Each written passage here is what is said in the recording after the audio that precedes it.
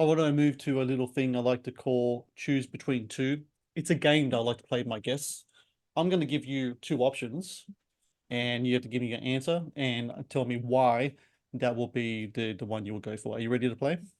Yeah, Let's go to the first one. Favorite Christmas movie? Muppet Christmas Carol or Home Alone? Muppet Christmas Carol. No question. One of the best in the world. I remember reading that that was one of your favorite movies. Do you remember the first time you saw that one? Uh, no. I don't. I probably saw it when I was a really young, but I don't think it was until it came to Disney Plus that I started Right. like really well watching it as a Muppet fan and reading Jim Henson's biography and just we actually have this right here.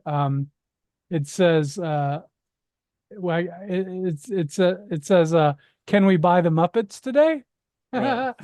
And I think every one of our founders at Lore has this same sticker Mhm. somewhere on their desk because it's like we want to get big enough that we can buy like IP back from the woke left. And but no, the Muppet Christmas Carol is significant because I think it was not too long. I don't Jim Henson, I believe, died before that movie came out.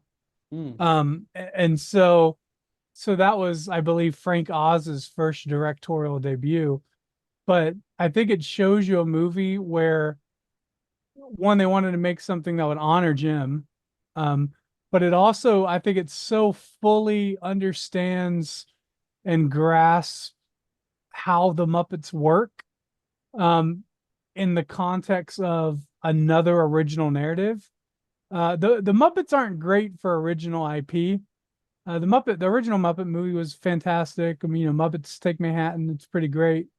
But what they were really characters were really made for was like to parody other movies. So you have this like vast library of characters, whether it's like Kermit or Piggy or whatever, and they're capable of existing in any story. And there's such a wide range of characters that all these characters fits in some character because uh, uh such a um it's such a highly organized character mashup where every narrative character, there's only so many, right? But so they've made basically satires of all these characters and they can fit in any movie. And I think it was just so perfectly done with a Christmas Carol. And not only that, I think it's the only Disney movie, there's not many that specifically reference Jesus Christ and going to church. Mm. Because they didn't remove that from the original Christmas Carol, which of course is when Tiny Tim says, or Kermit says about Tiny Tim that he goes to church, or because well, I forget the exact quote, but it's like he goes to church because it reminds him of the one who causes the lame to walk and the blind to see. Mm. And so just like tremendous, like it's tremendous how one, it is a Muppet Christmas Carol, so it's silly and ridiculous and goofy, but it's also completely spot on with the original IP. And it doesn't, and I actually don't even think it takes away from the original IP.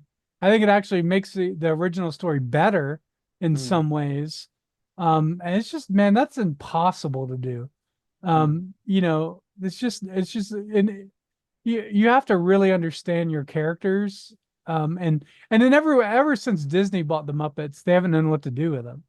Yeah, it's true, They don't very know how true. to make, they don't know how to make those stories and stuff like that. So Um, Mel Gibson or Clint Eastwood, kind of like actors, directors, kind of like outliers in the industry. Which ones do you prefer I the think most? Mel Gibson. I think Mel Gibson. Yeah, Um, I when you're talking about especially what you want to see as kind of like muscular Christian, filmmakers who want to put their reputations on the line and everything else, I think what Mel Gibson went through after The Passion was just a very significant example of that. yeah, I don't like again, yeah, that's one of the best. I mean, you have this movie who nobody would pick it up No one would Yep. distribute it. Nobody. It had to be completely independently made. I think I think it was made for like $30 million, and then it grossed 600 million in the box office. And you would think that that was a pretty good proof of concept that they would keep making more Christian movies at that scale. And that never happened. Christian movies got worse. They became more feminine. And to some degree, if I could put my tinfoil hat on for a minute, it was almost on purpose. They blacklisted everybody that worked on the Passion of the Christ. And so nobody had the guts to do it again.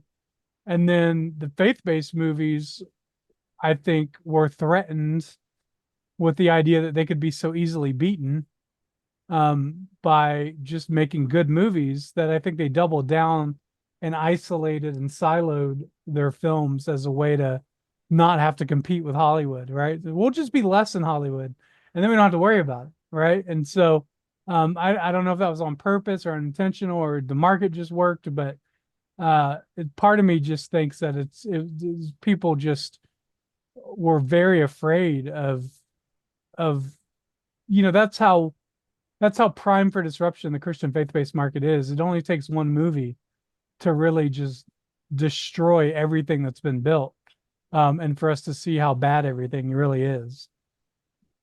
Um, this one might be a difficult one, might be a controversial one, but I'm going to go ahead with it anyway.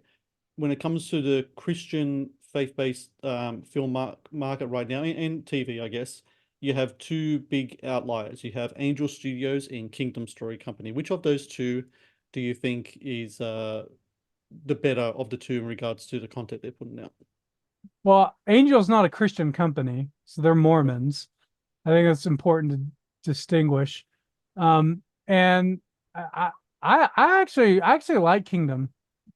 I would put more trust in Kingdom in doing what they're gonna do. I think in the long run, and they still have a box, right? Which is, I think their box right now is just Christian versions of the Johnny Cash movie. So whether it's something Christian music, some Christian music biopic, but they have to get out of that.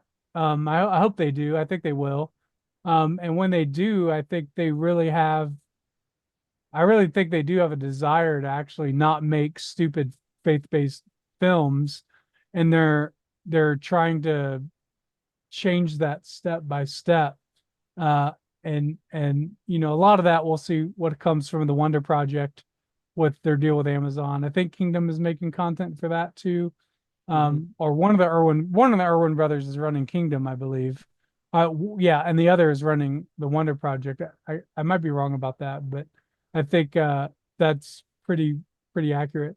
And so we'll see what sort of that partnership does.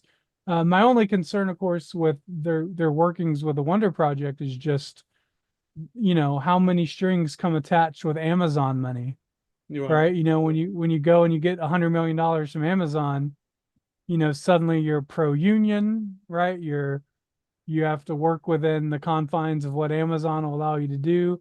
You're not going to have any stories of, homosexuals repenting of homosexuality that Amazon would let you play.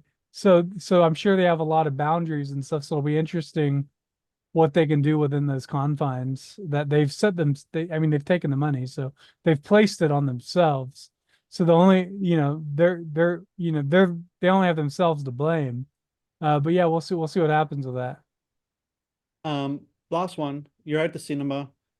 Popcorn or candy? Which of the two are you munching on when you're watching the film? Probably candy.